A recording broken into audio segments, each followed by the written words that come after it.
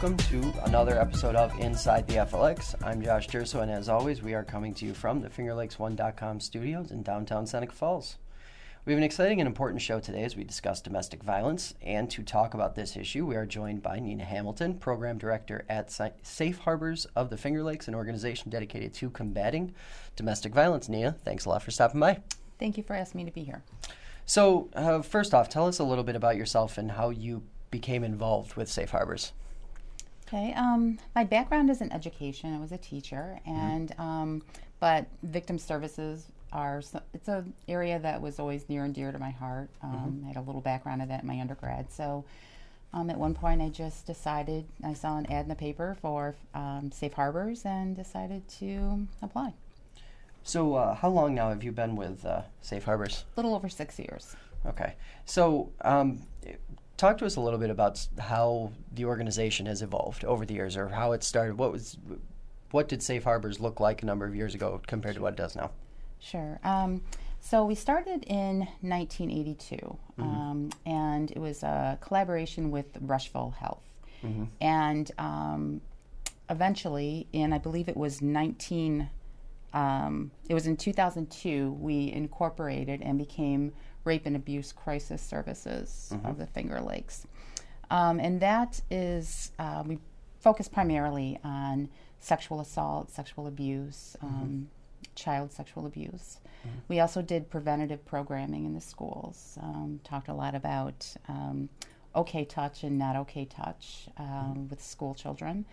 And in 2009, we became Safe Harbors of the Finger Lakes because it was a broader, the name kind of focused more on what we are encompassing, as far as it wasn't just about rape crisis services. It also included domestic violence, support groups, advocacy, wide range of services. It seems like when we have groups and organizations and people like you on, it always seems to be you guys starts at a very focused level, and then it just starts to expand and expand and expand. And obviously that means you guys are doing a great job in offering a service that is needed. Right. But what kind of stress does that put on, what kind of challenges do you guys have or face dealing with domestic violence and things like that?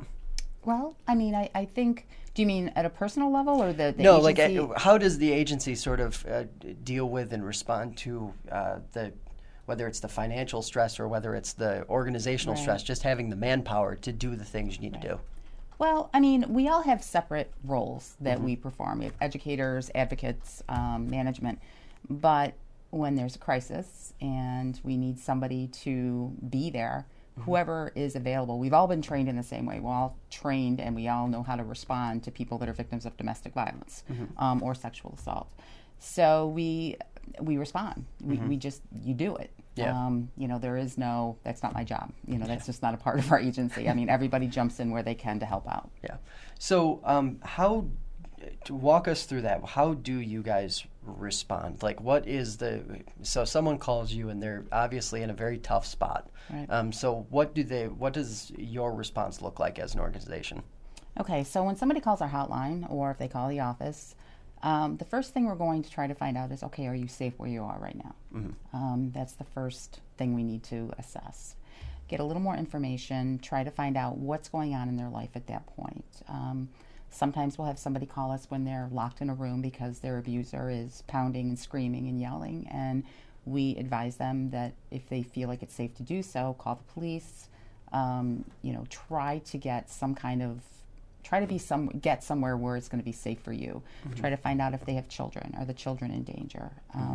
If it's not such a volatile thing right at that moment, we just try to get a little information about what their relationship looks like with their abuser. Try to find out what's been going on, what the most recent event was that was either violent or controlling in some way. And then try to make a plan as for what to do next. Usually we'll meet with somebody, if they are in need of an order of protection, then we'll discuss meeting with them, taking them, and it varies from county to county. We provide services in Ontario, Seneca, and Yates counties. Okay. So that's a big area. Yeah, it is. So we try to, we gauge it depending on what area they're from, but we typically will go to either the probation office to try to get a family court order of protection with them, and it's a lengthy process. So you guys must have by necessity, you must have to have a great relationship with law enforcement throughout the area, right? Yeah, definitely. I think one of the things that we try to do is to assist law enforcement. I mean, when somebody has just been assaulted and they're traumatized. Yeah. So to have an advocate there or nearby that can talk with them to help them to focus on what they need to let the police know about, and it's the same with sexual assault. We try to assist law enforcement in getting the information that they need so that they can do their job, and we do ours, trying to help the victim. So what are assuming you guys obviously you touched on it a little bit, you go far beyond just the actual act of domestic, some sort of violence. What are sort of the scope of all of the things you guys deal with? Okay. Well, we provide advocacy, which means that we will assist somebody and evaluate, with them what they feel that they need. We give them information about the different types of orders of protection that are available. Try to let them know the information that's necessary in order to get that. We assist survivors with obtaining custody papers, petitioning for custody, so that they can try to keep their children away from their abuser, or at least get the courtroom involved, the judge involved in making a decision on when and how the children are seen by the abuser. So, obviously, last month there was a terrible tragedy in Geneva, murder-suicide. The police wound up making the decision that it was domestic. It was an act of domestic violence. Obviously, you guys must see some sort of reaction in what you guys deal with on a daily basis after something like that happens. Right. Yeah. I think for some people who have been victims of domestic violence, it can cause really, really difficult periods of time, so that they almost like relive the violence that they've been through. It can bring back a lot of memories for people. It also, for family members and for people that are maybe not for family members, but for people that maybe aren't directly impacted, maybe somebody she worked with, or a teacher at the children's school, something along those lines. People have questions. They want to understand what they can do to help. And so we do get a lot of calls, or we had a lot of calls around that period of time. People they want information. They want to know how they can help. And that's worth pointing out, too. It's not just necessarily people calling in their weakest or their worst moment. It's people calling who are just genuinely curious, or, how can I help kind of thing, right? Right. Yeah. Oh, yeah. We have a lot of people that will call. Well, let's put it this way. When I'm working with people, and I say women a lot because it generally is women, but we do have a lot of clients who are men. But if sometimes I think family members and friends get frustrated because the abuse can go on for a long period of time, often years, and so they get frustrated not knowing what they can do to get the woman to try to leave. And so what I try to do is help them by giving them ideas of how they can support the person that's being abused and the children without making her feel worse, without her feeling like she's been being judged or that she is doing something wrong by staying. It's not always the safest thing when somebody finds out, a family member that or a friend, that someone's being abused, somebody they care about. They want them to just get out right then and there. Sometimes that's not the safest thing to do. I mean, if this woman has nowhere to go, no money, and I'm talking about in a situation where there isn't like really bad violence, where somebody's not being, threatened with bodily harm on a daily basis or regularly, then it can sometimes make sense to work with an advocate to get an order of protection so that the abuser may be removed from the house, or to find a place where they can go so that they can kind of get everything lined up. Get some money, start saving a little bit. I mean, it's not cut and dry. Each situation is different. It's a process, right? Like, very regardless, much. it's a process. Very much. So what kind of trends or what kind of things do you guys see locally, dealing with it at the local level? What do you guys see on a daily basis kind of thing? Yeah. Well, I mean, there are a lot of things. I mean, domestic violence is, I mean, it's difficult to find specific trends. The things that I know of that we've seen is, I don't know that it's occurring more often or it's being reported more often, but teen dating violence and young adults who are in abusive relationships. In fact, we recently hired a person, an advocate specifically to work with youth for the amount of dating violence there is in the area. We also see, and it's being reported more, abuse in the LGBTQ community, which is, I mean, a lot of people are afraid to come forward for whatever reason. Sometimes they're afraid they won't be believed. Sometimes they're afraid of the ridicule they may experience. But that's also, there are more programs that are available to address that as well.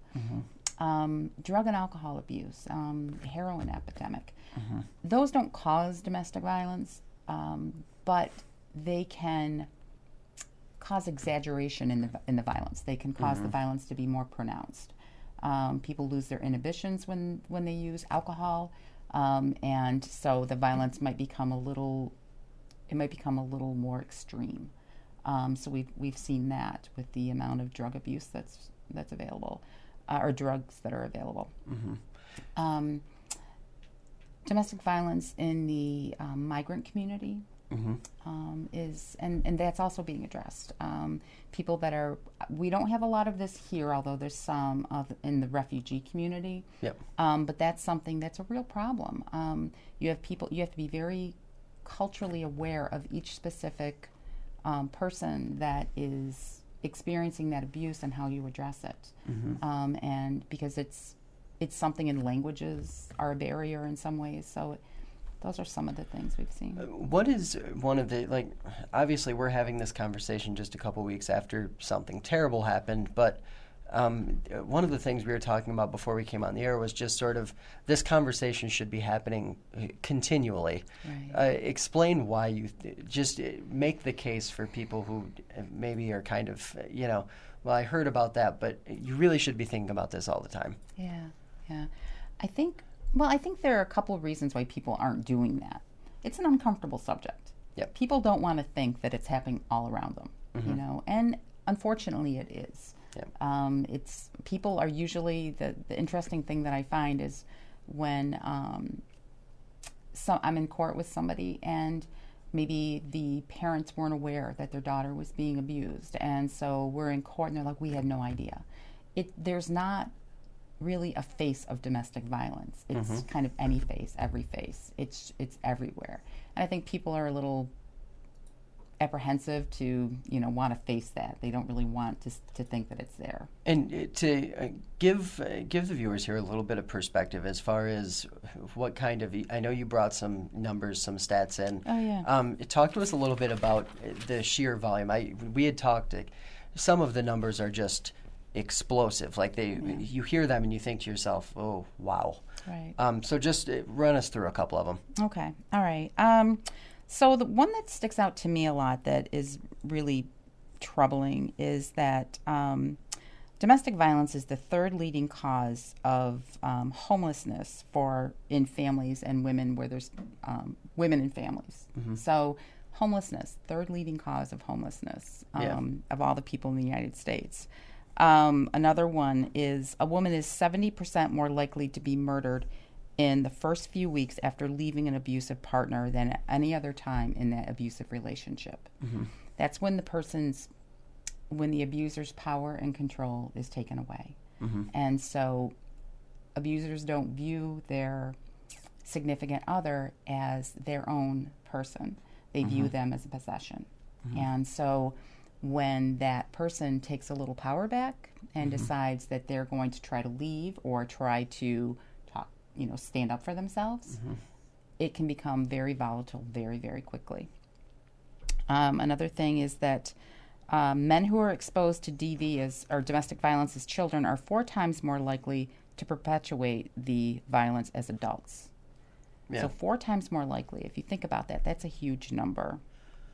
2 in 5 gay and bisexual men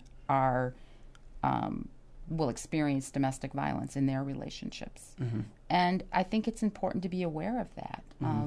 I mean, people don't often think about it, and I don't think it's that they're consciously trying not to, as far as, like, okay, it doesn't happen in that group of individuals. I think it's important to be aware of that, and for people that are in the LGBT community, or that there is help there, that we are here for them. I think part of that is just, and one of the first things I noticed while I was looking at some of the numbers, just perusing online, is that a lot of the numbers would make it seem as though, if you don't really look at it, that it is a mostly women's issue, but it is. Right. It works. It's across the board. It's a family issue, right? It definitely is. Yeah, and also the. I just have some stats for just our area. Okay. Oh yeah, definitely. Well, I have I am part of a task force in Geneva, and so it's Domestic Violence Task Force. Okay. Trying to address the amount of violence in the community. We're hoping to expand that to involve countywide, to be countywide, but it hasn't gotten to that point yet. But just in Geneva last year, there were 657 cases of domestic violence. That was in 2012. Now, this came from the police department, so these are cases that were reported. Yeah. So and by default, it's an underreported issue. Yeah. Safe Harbors had 497 cases of domestic violence in 2015. Okay. That's a lot of people. Yeah. That's a lot of people. Women, another statistic is women are 4 times more... Women are 4 times more likely to be abused or to be murdered while they're pregnant than at any other time. For some reason, pregnancy, and I think it's a bit of jealousy, it's a bit of not being in control for the abuser. It makes it a very, very dangerous time. The focus comes off of them, and it. Yes. So you were getting into something that I think is pretty important there. How you guys must see this, where kids are impacted by abusive relationships between their parents. Yes. How does that? So how do you guys address that, or how is there does that kind of create a third challenge for you on top of the primary challenge that you're faced with in that situation? Absolutely. In fact, that's something that our prevention education program addresses directly. Yeah. We work in all of the counties and all the school districts, providing prevention education programming in each classroom that we can. And we go in and give information about healthy relationships. It starts at preschool. It goes through middle school to help kids understand what's healthy, what's not. We also talk about okay touch and not okay touch. So that's one way we're trying to help kids to understand what is considered okay and what's not. In some of the elementary school grades, what we do is after the presentation is given, we hand out a slip and ask the children, would you like to speak to one of our advocates, the teacher that comes in, the presenter that comes in, about something that's going on in your life. And so all of the children have the slip, so not one kid's called out, and they write down yes or no. And so what ends up happening is our educator will go back into the schools and talk to that kid. Sometimes, and not infrequently, the child will say, well, this is, dad's hitting mom, or dad's yelling at mom, or dad's yelling at me, or I hear them fighting. Sometimes we have to intervene and call CPS or call law enforcement. And it's a difficult thing to do. A kid's trying to share something really scary that's happening in their life, but it's a matter of keeping them safe. And partially, part of that is they're a child. They don't actually, they don't understand the scope of what's happening. So there's that level of, it's a good thing that you're in there doing that. Right.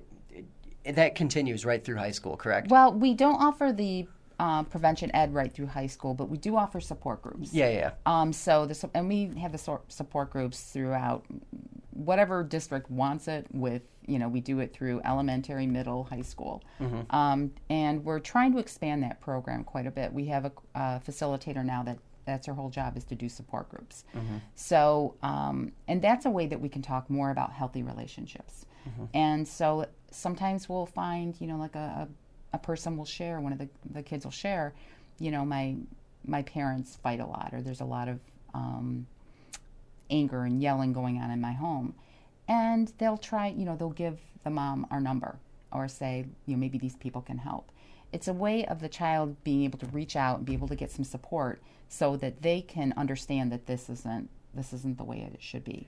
Is there a particular age group that is most victimized in this particular when it comes to domestic violence, or is it kind of across the board? I guess it depends on what you mean by victimization. I mean, I think all kids are profoundly affected by it. Even if, a lot of people tell me they don't hear it, they don't see it. It's after they've gone to bed or we go outside. Children can feel the tension in the air. Even when they're a baby and they don't understand the words, they can feel that tension. They can feel that stress in the household, the stress in the mother's body when she's holding them, or the father. So, but it really becomes much more apparent when the kids reach elementary school level, 3rd, 4th, 5th grade, when they start to become more aware of the impact of the violence they're witnessing. So young boys will often repeat behaviors they see, and girls too. Yep. But why I'm specifically mentioning boys is because a lot of times if they have the abusive parent is a male, is the father, then they might repeat that behavior. They're more likely, statistics have shown that they're more likely to repeat that abusive behavior. And it is behavior. It's not necessarily a specific a mental illness or something along those lines. It's a pattern. It's a behavior that's learned over time. Correct? Yeah. They're not. There can be mental illness involved. Yep. They're not necessarily. One doesn't exclude the other, but most of the time, when you really look at it, and I'm not a clinician, I'm not a doctor, so I can't say that there's not mental illness involved, or there is, but if you really look at the situation for each individual person, you can see a behavior where the person doesn't understand, or they don't believe they're doing anything wrong. They've justified their behavior by saying, well, if she hadn't done this, I wouldn't have had to react that way. Things like that. It's always turned around and blamed on the victim. So one of the things that I've always, getting people involved seems like the only logical way to really stop it. Whether you're experiencing it or not, you still have to get involved, be proactive with it. What advice do you guys give to the person who calls you guys that isn't necessarily experiencing domestic violence but knows someone who is? What is kind of is there a protocol you kind of give them, or is it like kind of we kind of got to see where it goes or how it is? The one thing I think is really important is that when somebody, obviously, that cares about the person that's being abused calls, I try to gauge what level they're at, their involvement with this person. Some people don't want anybody to know this is going on. And so if the person calling is trying to get information about somebody, or is trying to help somebody that doesn't want anybody to know they're being abused, the type of advice I would give is to be there. Let them know that you're there for them. Even if they say there's nothing bad going on, if your intuition tells you something might be going on, it's really helpful to be there and to just let them know that you're there to talk to them at any point. If you want, you can give them information about programming in the area. You can give them Safe Harbor's number. And also just let them know that there is help, and that if they want to come in and talk to us, then they can bring a friend with them if they just want to get information. I have people come in frequently that say, well, my sister told me I should come in because she thinks I'm being abused, but I'm not. I don't think I am. I think people don't understand that abuse isn't just about, throwing a punch or a gun or a knife or something. It's kind of, it can be hidden. It can be financial abuse. It can be emotional abuse. It can be somebody that stalks you. A lot of women that we work with are stalked using their, the GPS in their car or in their cell phone. Yeah. So there are a lot of different ways you can be abused. but it's just important to make that effort to reach out and call us if you have any questions. The last thing we would ask or we would want somebody to do is to tell the person they should leave. You need to leave them. You need to get out. That never works. It's scary to a person who's being abused to hear something like that, and it's frustrating. What that'll do is more than likely make them stop telling you or talking to you. It sounds it comes off as dismissive, it right? It does. Like it's so easy to leave, and it's not. It's incredibly difficult for a lot of reasons. So what kind of programs, initiatives, sponsorships do you guys get involved in, like different events in the community to kind of get your name out there? Do you guys have anything coming up? Yeah, we have a golf tournament in May. It's on. Sorry, I have to look at this. It's on May 9th. Mm-hmm. It's at the Penyan or the Lakeside Country Club in Penyan. Mm-hmm. It's our second annual golf tournament, and that's a fundraiser to bring. Well, not just to bring awareness about domestic violence and about safe harbors and the services we provide, but to bring in funding so that we can further help people. Mm-hmm. And so that's something that if somebody would like to become involved with it, they can go to our website and get more information about that. The website is? It's www.safeharbors.safeharborsfl.org. Okay. FL, the Finger Lakes. We will also have that posted on the website after. Okay. All right, great. We also have some yearly events that we do. We do the Shine the Light on Domestic Violence in October, mm-hmm. And that's held in Penyan. And it's an awareness event, and that's usually well attended. It's not really for a fundraiser, it's awareness. We get a lot of people that just want to support people in the community. Mm-hmm. April is April 15th is Crime Victims Awareness Week. Mm-hmm. And that's, there's an event that is held in Penyan. There's also one held in Ontario County and Seneca County. Okay. And it's a week that's devoted to crime victims. Mm-hmm. And so it's to bring awareness about the difficulties that victims go through, mm-hmm. And the resources that are available for crime victims. And we are, in Penyan, we sponsored that event. Our agency does. We also do the Walk a Mile in Her Shoes event with Hobart William Smith College. Mm-hmm. And that's usually in April. I don't have a definite date for that yet.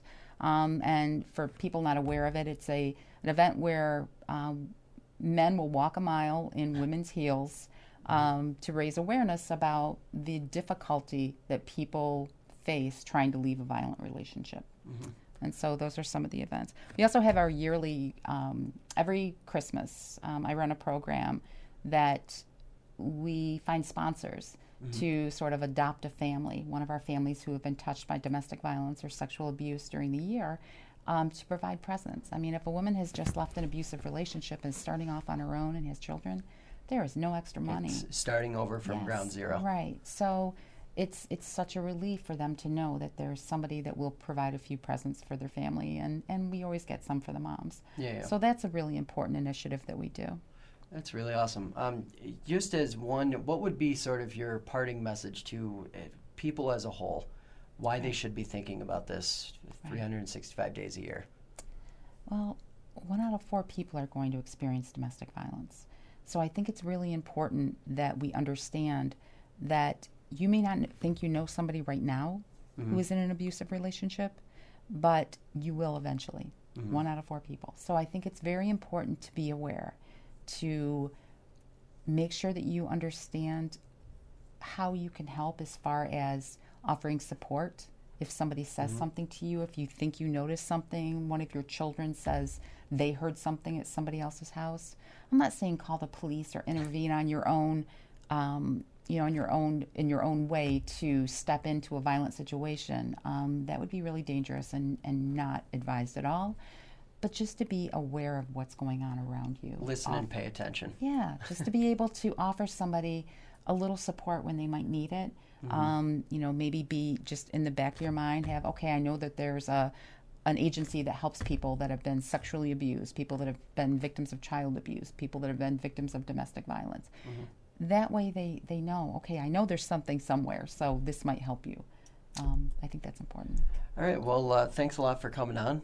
This is obviously a really important issue, and we'll keep covering it, and you're welcome back anytime. Thank you so much, Josh. I appreciate it. So I'd like to thank Nina for joining us today and remind everyone to check out Safe Harbors online. We will have their website posted after the show.